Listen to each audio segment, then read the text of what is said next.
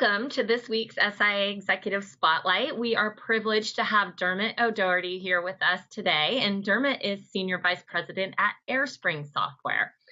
For those of you unfamiliar with Airspring, Airspring provides a software solution that empowers businesses to create and personalize applications that deploy on any device and in a cloud environment. So Dermot, thank you for being with us today. Well, thank you. Pleasure to be here. So Dermot, you've worked with many companies to help them create their business applications. What are some of the pitfalls you see companies fall into when creating a business application? Well, that's a great question. I'd say the biggest pitfall is don't go and create a business application in a vacuum. And I see that so often, not just in the companies I work with in executive roles, but in the business mentorship I bring to a lot of the startup and post-startup communities, particularly in Colorado and California. So sanity check if there's even a need for the business application that you think you're going to build out. How powerful is that need today and how powerful is it tomorrow? And how can you equate that in dollar terms? So you need to engage and truly know your market. Do your market due diligence, engage with some industry help. And if you're really lucky, you find a strategic customer that you can go deep with very early on and really to help you co-develop out that business application. And you need to understand, are you entering into a blue ocean or a red ocean environment? And what I mean by that is if you truly understand the business application and the target market you're trying to go after, what's the competition like? Is it already a saturated environment? What kind of companies within that market are you trying to target? Are they going to be early adopters of your business solution? Or is it someone that's already gone through a very sort of competitive analysis and you're probably hitting sort of more the end phase of that life cycle? So I would say without a doubt, there are so many startups and post-startups today that have some very clever ideas, but they don't do that due diligence and they spend an awful lot of investment money or indeed their own money building out those business applications completely in a vacuum without engaging the industry knowledge or the target market expertise. And finally, here we are in 2016, same issue as I found back in the 80s and the 90s and the 2000s. So still very much the same challenges I see today as yesterday. So you talked about, maybe even going deep with a particular customer. And I know customer engagement and success is something that every software company today needs to focus on. So while your solutions help companies improve customer experiences, how do you yourself create a customer-centric environment within Airspring? And what advice would you give others? Great question. So I look upon it in terms of the org chart, the employee, and then commercial alignment. But I think we have to recognize that conversations with customers have changed over the years. It used to be, I've got a solution, tell me how you can address my needs. That's very much changed. And yes, they want to know that, but peers want to know what other peers are doing. Where are they at? Do they have the same challenges? Have they resolved those challenges? Did you Airspring? What was your role in that success? And they also want to know dollars and percentage figures. So you need to bring much more to the table, both in terms of your customer conversations and also your prospect conversations. And so that does start with the org chart. Traditionally it's been very siloed and very vertical. And we try and create a horizontal team-based approach. So if someone's in research and development or client services, we try and engage them in the sales conversations as well. And so that all points to a different kind of employee. And so in the hiring process, we're no longer looking for the rocket scientist. We're looking more for a well-rounded individual. Someone that's probably got experience in the target markets that we sell into, has experience and some understanding of the business challenges and the regulatory compliance rules that would go on within that industry. And we want to foster a continuous learning experience. And over the years, I used to see lunch and learns, as we used to call it, where client services were focusing on services projects, R&D on the next great technological innovation, and sales on the challenges within the sales conversation. But at Airspring, we try and force that horizontally across the company. So we want sales guys to know about the roadmap. We want R&D guys to know about the challenges in the client services projects and what we need to do to our solutions to truly be more valuable to our customers on an ongoing basis. So it's that horizontal approach and more that well-rounded employee as opposed to the traditional sort of siloed vertical approach to an org chart. So I think in terms of what advice I'd give to other CEOs and other executives that are attempting to create that client-focused environment is it does start from within, and it starts with your culture, and it starts with that team-based approach. You know, that lone wolf, as we used to call it, doesn't really have a play anymore in our industry. You need to be a team player, and you need to be able to collaborate. So that would be the advice I'd give, and that's certainly the advice that we've taken on ourselves internally here at AirSpring, and we've been very successful with it. And I guess just coming back to the commercial alignment, here at AirSpring we have what we call a software as a service model. And really what we're trying to do is put skin in the game, if you like.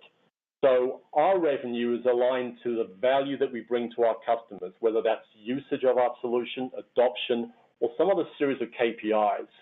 So the customer and AirSpring are truly aligned with the same success criteria. And so that skin in the game is also very important. You know, you want to show your customers that you're very serious about customer centricity. And so you talked a little bit about the focus on, you know, the industries that you target, and I know specifically one of those is the healthcare industry. So can you talk a little bit about in the healthcare industry and patient engagement today, and how do you see that changing, and where should it be in a few years? Great question. So for us, it's the migration from fee-for-service to fee-for-value. You know, we're all coin operators at the end of the day, and healthcare is no different. And so it's about revenue reimbursement models that are changing. Compliance rules and the penalty schemes that are affecting healthcare now are moving forward. And so really it's placing healthcare where I saw retail and financial services some years ago, which is it's the customer first, or in our case, the patient first. And so it manifests itself in patient engagement and particularly healthcare provider markets in improving your HCAP scores, reducing readmissions, and really increasing patient outcomes and quality of care. So from AirSpring's perspective and our mobile technology solutions, we're trying to remove paper from the process and streamline those patient and caregiver processes. And we're also trying to extend the EMR and your back office systems right to the patient bedside so they get a better experience, that they're better educators to what's going on and what they're signing, and better satisfaction overall. So we want caregivers to focus on caregiving and the patient, and less on paper pushing and data entry tasks. So the hospital in general is more patient-first centric. And we also want all participants in our care continuum to coordinate better, have real-time access to that data, and be able to understand truly what each another's next action item is and the next activities are for the sake of the patient. And that really starts from pre-admissions all the way through to discharge. In terms of where patient engagement is going, that's a great question, and I would probably start with population health and say, look, you know, the focus is going to come more and more on preventative medicine, your wellness and lifestyle improvements, you know, greater education for the patient and you and I in terms of, you know, what does our healthcare insurance mean to us? What kind of options do we have on the table? And they're really trying to leverage those research initiatives going on, particularly like genome research, so that you and I will have our own specific programs unique to us based upon our DNA, our genomes, our patient history, our family history. And we're probably going to see a greater focus on patient accountability. Ultimately, you and I, at the end of the day, are accountable for our own health, and we have to take ownership of that. And I don't see cost savings, value, and outcomes disappearing anytime soon. So payers and providers, you know, continue to talk and be more collaborative, and we see ACOs today. But that more coordination and leveraging technology, I think, is going to continue. And you know, I would love to see a single patient record across the United States. Wouldn't that be nice? You know, one single instance of the patient record. That may be wishful thinking during my lifetime, but certainly population health and patient accountability are two areas that are beginning to pick up speed and initiatives, and certainly see that as front and center to patient engagement moving forward. That's great. So finally, Dermot, just quickly, I would like to talk a little bit about your partner program. You've built a significant partner program with various types of partners. What impact do those partners have on your business? And again, any tips you can provide on how to be successful in the partner ecosystem, because it can be challenging. It can be. Partners to me are a key part to our organization and to our strategy moving forward. And they count for upwards of 50% of our annual revenue. And they provide us an exponentially larger sales force, access to greater resources. We also get access to their customers. So that's a huge benefit to us. And they increase our brand awareness and recognition in terms of the events that they have access to and the marketing outreach that they do. And they also sanity check our solutions and our roadmap, another great feedback for us. But more importantly, they provide us access to markets and geographic locations we otherwise probably wouldn't have access to. We've got partners in Europe, Africa, Middle East. We have partners here that take our solutions and platforms and sell them into federal government. We're sort of from a direct sales force perspective, very much focused on healthcare. And so it's great to have partners that focus in on sales enablement, marketing, high tech, federal government, and certainly in other geographic locations. Partnerships can be a challenge, but they can be so rewarding. So it's a win-win situation at the end of the day. But like anything else, you start with a plan. So the plan has to be, what kind of partners are you looking for? And there are many different variations in terms of size of company, target market, geographic location, but also types of partners in terms of referrals, OEMs, channel, resellers, etc.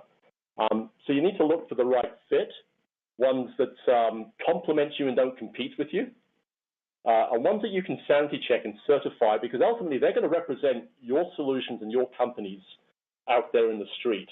And so you want to make sure that they are adequately trained and certified to do so. And that really comes to what I think is the biggest part of partnerships, and that's investment. It has to be a win-win situation. So both commercially, you all have to be in alignment, that you can make money together. You have to invest a lot in training them and continuously train them in terms of where your solutions are today and where your roadmaps are tomorrow, and take input from them. And then you have to have a support model, a strong support environment. When partners sell your solutions, you want them to be successful. And so those projects with those customers, their end customers, have to be successful, and you have to be personally invested in that. And so understanding the plan of partnerships within your organization and the objectives you wish to achieve, being able to identify what's the right profile for a partner, what's the right fit, and then absolutely invest in their success. And if you do that, you will reap rewards in return. I think that's key. Invest in their success. Dermot, thank you so much for your time and insights today. For more information on airspring software and SIA, please visit our websites and stay tuned for next week's Executive Spotlight. Thank you.